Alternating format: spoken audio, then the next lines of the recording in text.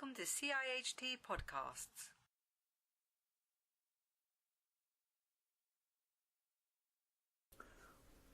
Welcome to this CIHT podcast. I'm with Edward Simpson, Professor of Social Anthropology and Director of the South Asia Institute at SOAS. You were commissioned by UK Aid from the UK government to explore what insights social science can bring to our understanding of the political economy barriers to the implementation of low-carbon transport in urban South Asia and Africa. Can we start by setting out the big numbers, projections of numbers of vehicles on the road, the rapid expansion of the economies of Africa and Asia, and what this means? So I am an anthropologist, and most of my work has been focused on South Asia, and infrastructure and road infrastructure particularly has become increasingly important in the politics of the region, combined with the rapid urbanization of the continent. It's estimated at the moment that there are something like 29 cities of more than 10 million people across the region, which is an astonishing rate of urbanization.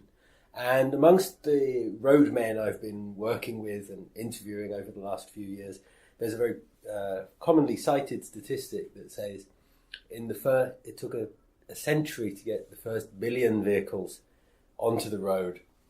And now we're halfway through the decade, it's going to get the second billion vehicles on the road, which if you think about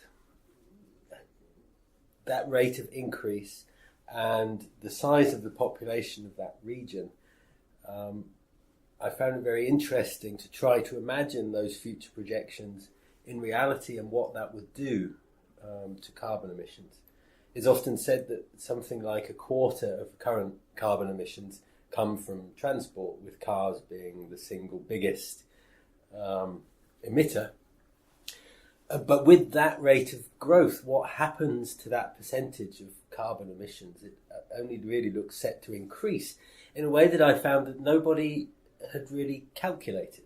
So by building more roads, as is currently happening across the South Asia region, what you're doing is inviting more traffic on such a scale that some of the measures that we've taken in the UK to think about carbon reduction for transport really look quite puny.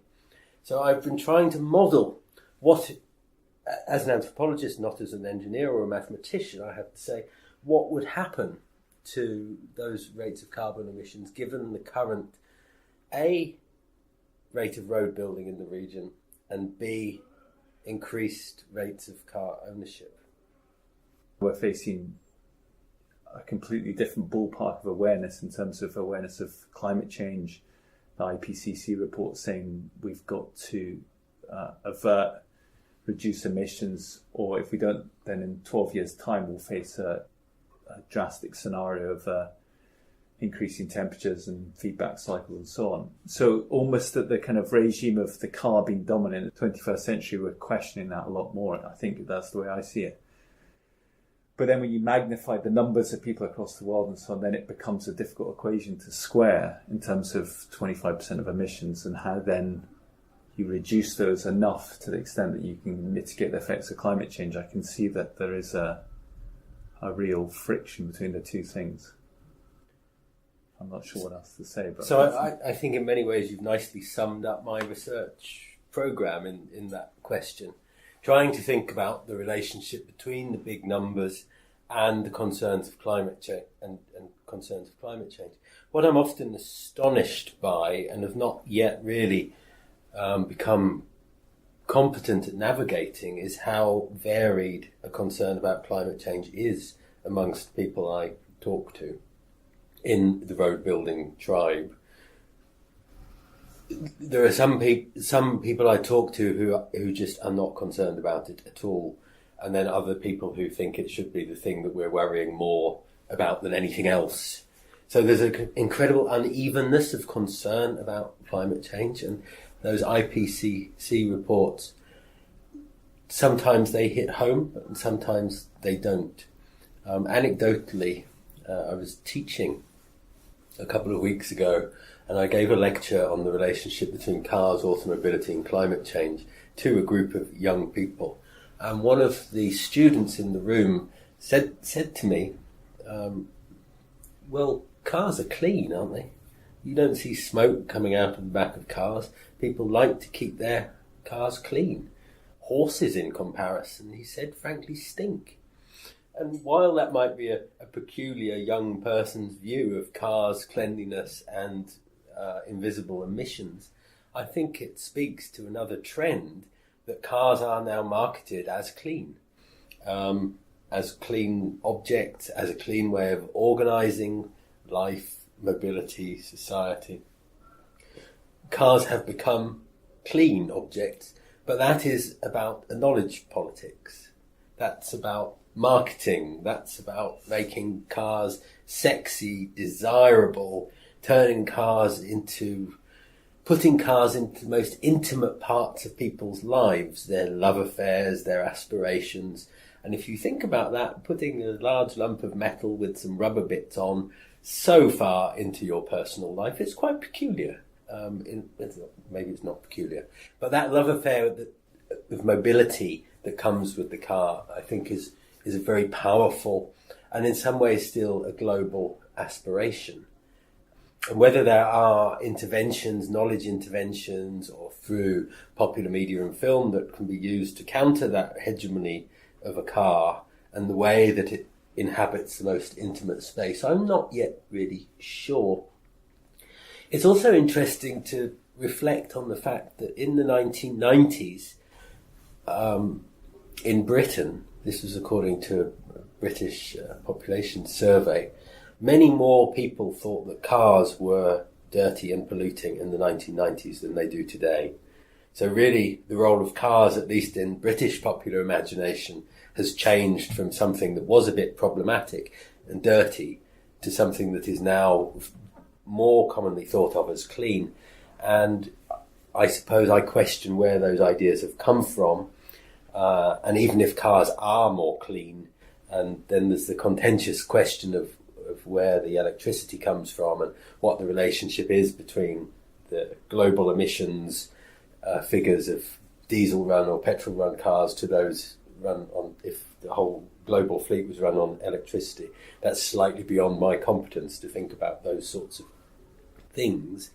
But the fact is that the projection of car ownership is when you think about South Asia, Sub-Saharan Africa, China, the global picture is such that incredible rate of car growth and car ownership is not carbon neutral. Those materials come from somewhere. The roads, the infrastructure, all of those sorts of things which are being put into place at such a massive scale and at such a rapid rate do have real effects. And it might be that sitting in a silent traffic jam is much nicer than sitting in a diesel noise traffic jam, but it's still a traffic jam, and they're going to get worse, and because of the sheer number of cars. One aspect that fascinates me in your work is your interest, and I think this follows on well, is the relationship between infrastructure, automobility, and the global sustainability agenda. How do you see these factors complement or clash with each other? So over the last few years, I've spent a lot of time talking to road professionals in governments, consultancies, engineering firms, and I've asked questions about the relationship between road building, automobility, and a sustainability agenda. And it is often the case that in many large institutions there are divisions that think about infrastructure development and there are divisions that think about climate change reduction. Whether those two divisions actually ever talk to one another, it doesn't really seem to me to be the case. And roads and cars are somehow not featured in the ways in which governments, particularly in the South Asia region, think about carbon emissions. It's almost as if they were carbon exempt or carbon neutral. Obviously they're not, but those connections are very seldom made. A road builder might think, and properly so, about the carbon cost of constructing a road, the carbon cost of moving the materials around the plant machinery, but there's seldom any calculation or even a connection made between the construction of that road and the future journeys that are going to happen along it. Whereas that road itself in some ways has a carbon multiplier effect. And the fact that the idea of road construction is not ever married with those carbon multiplier effects seems to me to be a rather black hole in thinking about global sustainability. Mm-hmm. And one aspect of that is, in terms of low carbon transport, is not just therefore looking at institutional reform, but how demand side aspirations and cultural aspirations are a strong factor in that. How can we work with and influence these to move towards low carbon transport? So, as an anthropologist, I'm interested in the kinds of values and motivations that make people do things.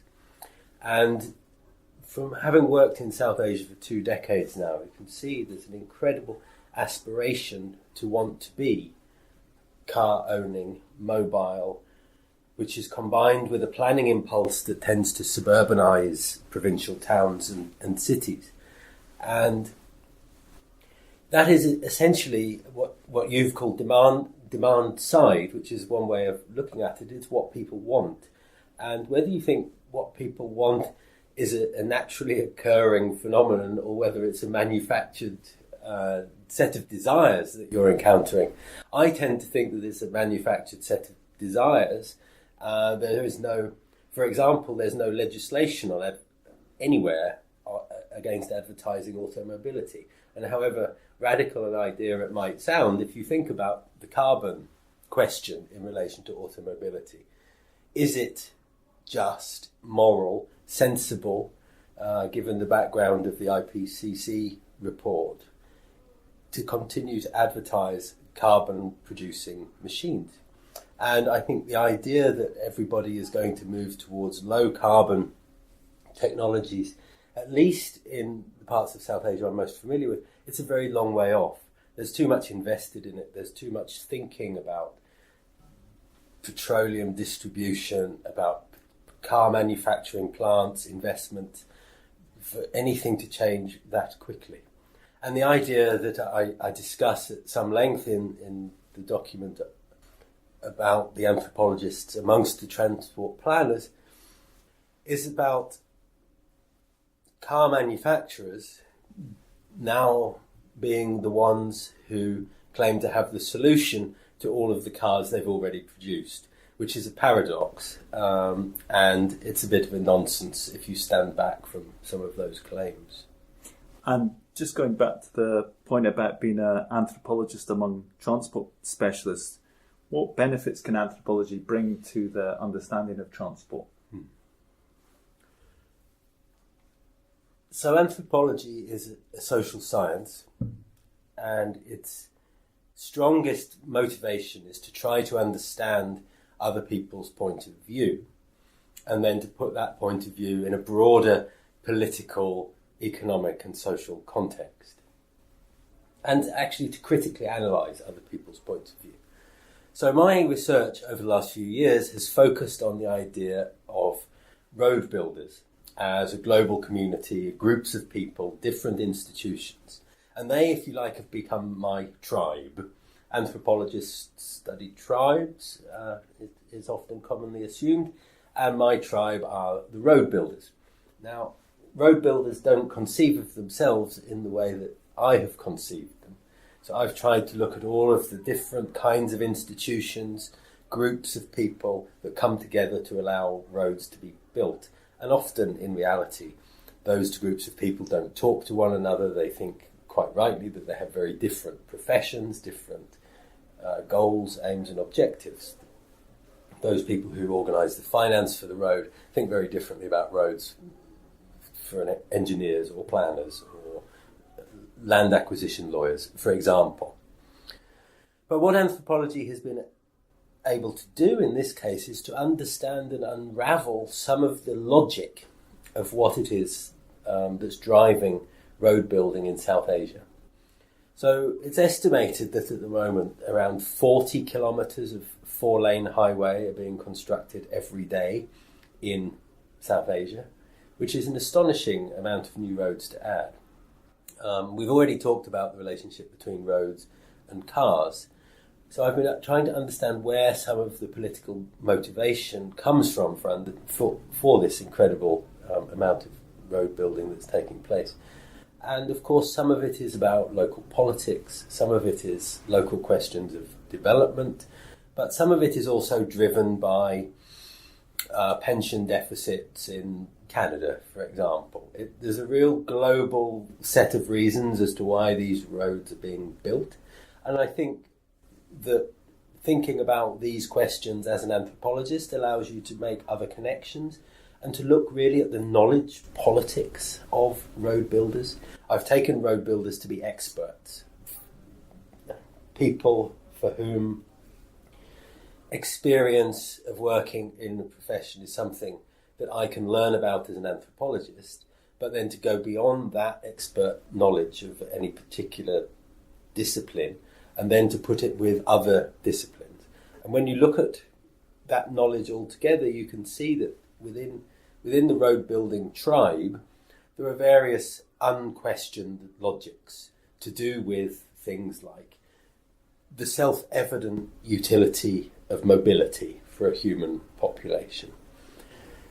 And there's been one memorable kind of experience in the last few years where, talking to a minister responsible for road building about my research questions, and he said, well, in India there's no other choice. Road building is a self-evident zero-sum game. What else can we do? And that's not to say that he's not right in thinking about that, but anthropologists ask critical questions and then can ask, well, why do you think that? What are the assumptions on which that is based? And quite often at that point, once you get into the deep knowledge politics of what we are doing and why we are doing it, then the certainties of those things begin to look a little bit less certain.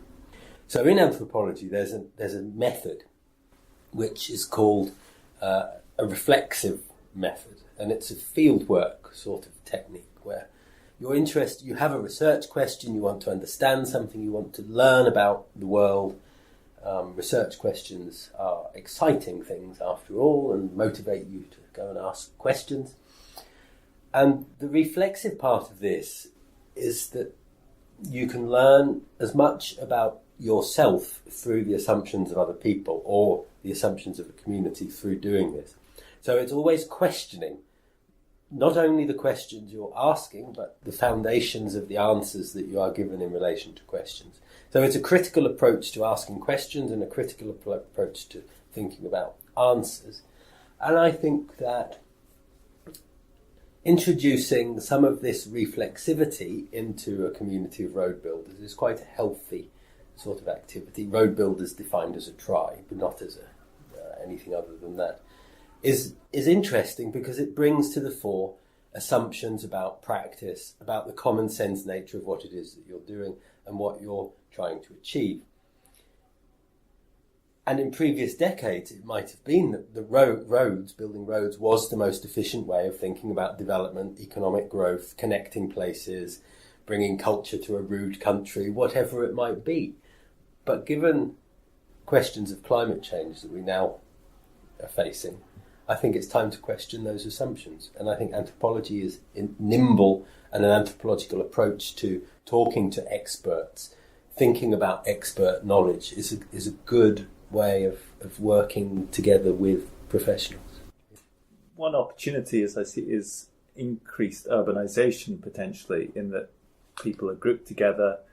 The carbon output per person can be more efficient, if you like, because they can use public transport. And one thing in developing countries is bus rapid transit systems, BRTs as they're known, and often they're seen as a kind of low carbon saviour to a city. The reality from your report is that that's not always the case, that the benefits sometimes accrue to some people, but some people are disadvantaged as a result of BRTs. Can you explain a bit about how these work in actual practice? Yes. So my colleague Matteo Rizzo here at SOAS has been doing work on BRT in Africa. And he has done an in-depth study of thinking about again, the sort of knowledge politics of BRT, where these things come from. So if you like, however however counterintuitive it sounds, he's been thinking about what has driven the BRT impulse in Africa and more and in South Asia as well, and looking at how institutions have promoted BRT, the kinds of claims they make for BRT, and the general kind of, again, the politics of knowledge. And he's managed to question, through this research, lots of the sort of conventional wisdoms that are associated with BRT about whether it's really a pro-poor transport. And I think more importantly, whether it's a desirable form of urban design. Because looking at many of the BRT schemes across the world, they're often poorly used, despite the claims that are made for them. They have all sorts of conflicting relationships with private transport operators. They require enormous amounts of land, and the city has to be redesigned around the transport system, which is a funny way of organising the relationship between human settlement and transport. Maybe that redesign is inevitable, and as your question suggests, perhaps it is more carbon efficient to live in urban areas. But most of the urban areas that we're talking about have grown up with cars, and the people who live in those urban areas are also car enthusiasts. So, for example, in Delhi, the BRT was removed after not very long in service because of popular protest, and it was sort of generally decided that it was more efficient and perhaps more politically effective to give the roads back to cars. So BRTs raise all sorts of questions outside the leaflets and promotional literature that are questions of sociology, but also questions of equity and what sort of urban space it is that we wish to live in. And one thing is with development is that people are often displaced when infrastructure projects are built, and people can suffer as a result of that. How do we manage settlement and displacement in the development of urban transport infrastructure in a more humane way, I guess? Well, famously, I think you worry about the people last in many transport land clearance activities, whereas many of the stories of resettlement are all too familiar and tragic, to do with ill-conceived schemes, poor quality of land compensation, people being relocated far away from where they lived, which actually creates more need for transport and more mobility within cities, all of those reasons. But in anthropological research, the question of displacement is a notoriously difficult one, because displacement is always difficult, it seems to me. It's about a profound rupture between something that you're attached to, a place where you live, in ways that you're actually completely unconscious of until someone tries to remove you from that spot. And lots of activists, academics have tried to, in different ways, work on that process to improve the communication, to make that process easier and, as you put it, more humane. But it's actually a very difficult thing to do, because fundamentally it still involves a massive rupture and a massive displacement. And I think without acknowledging that there is sacrifice and there is rupture in people's lives, displacement will remain difficult. So actually turning that rupture into part of the process of engaging people in dialogue, conversation about what that rupture means is one way of doing it. But also, I think it's vitally important that those sorts of urban relocations don't add to the overall carbon emissions of cities. Many of these displacements might be to introduce low carbon or mass forms of transit, but actually the consequence is to create lots of peripheral suburban journeys, which is rather undermines the point of having a low carbon piece of transport in the first place. And one thing you mentioned earlier was plugging gaps in pension funds in Canada, and doing that by building roads for instance, in India through presumably PPPs, and then there would be a toll revenue going back to fill the gaps in these pension funds. Like I think the power structures are interesting. If you looked at anthropology and applied concepts of power. Yeah. Who has power, who doesn't, and how that shapes the dynamics of the way people live now, the way we're likely to live in the future, and who wins and who doesn't win out of that, and who's wanting things to win or not win is interesting at a country level, at a firm level, at a society level. I think that's there's probably a lot in that, but yes. So when I started this research, I had one idea of what roads and automotive technology was about. But as I've gone on in it, and that world has expanded to include other kinds of institutions, different flows of money, different flows of knowledge, you realise that a lot of what's at stake in local road building in South Asia is not really a local concern at all. It is about a global flow of money. It is about the creation of a public-private partnership industry, which has been pushed very heavily into South Asia. It is about the World Bank deciding that road infrastructure is an asset class, is something that you can invest in, and that you can turn a toll road in provincial India into an investment vehicle for transnational capital. That has really changed the way roads are built, why roads are built, and how they come into existence. Whereas the local politician will tell the people in the village that this is about their development. He might be right in doing that, but that road is built for lots of other reasons as well. These things become global systems ultimately. Absolutely, yes. And But the M25 is a global system. The UK government obviously supports countries, and the Department for International Development has got a big programme on transport through their high volume transport. How can that research be effectively spent? It's a very difficult question to answer because the high volume transport is a 5-year project and they've been set that task and they have 5 years to answer the question. You've given me a couple of seconds. I would say in response to that question that a high volume transport is it's an utterly obvious and sensible intervention in something that clearly is a major problem. How do you move more people more efficiently? How do you recognise the fact that the world is changing? We have growing disparities or changing texture of urban and rural land in many parts of sub-Saharan Africa and South Asia.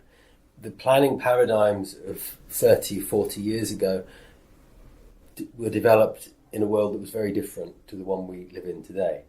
We have questions of carbon and climate change that should be at the forefront of all of our thoughts. And quite often, simply, as I've already said, they're not. That's perfectly obvious in the way that we think about automobility, cars and roads across the region. So to think about high volume transport is the sensible and most efficient kind of investment of research in that landscape.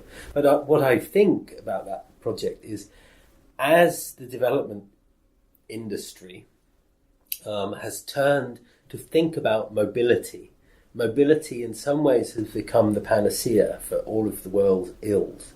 As long as we make people move faster, more efficient, give them more access to things, as if that really were the cure-all. And that might be the cure-all, as I've said, for things like that might stimulate economic growth, that might bring about individual prosperity. But it's also continues to be a carbon-heavy way of organising political, economic and social life. So the very idea that mobility is the primary aim of development is something I think that should be openly debated, and that high-volume transport programme seems like a golden opportunity in many ways to revisit those debates. And technology, presumably in another sense of connecting virtually in virtual communities emerging in the future. Do you see that as a solution in some respects? I think that technology is changing transport much faster than many of the transport professionals I know can assimilate.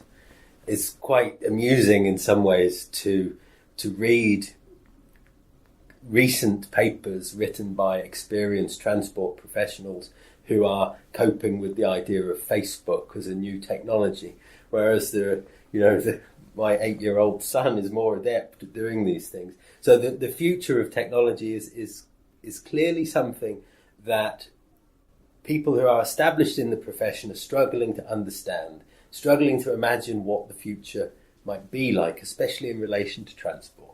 And I think there are lots of exciting opportunities to do with technological innovation, but again, lots of those technological fixes still seem at the moment oriented towards physical mobility rather than the sort of electronic mobility.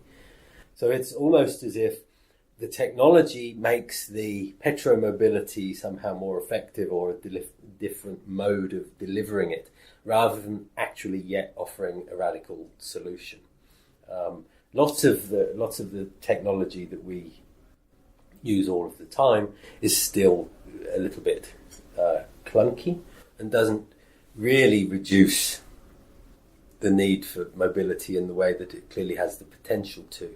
So I think they're interesting times, and on the high volume transport programme, I know that the people involved in that are very interested, and rightly so, in what the youth of Sub-Saharan Africa and South Asia think that the future of transport is going to be. It's like harvesting the young minds to imagine the future, which is a fantastic sort of innovative piece of research in a way, because those young minds are the future of transport. Well, thank you very much. That was an interview with Edward Simpson, Professor of Social Anthropology and Director of the South Asia Institute at SOAS. Thank you, Ed. Thank you very much.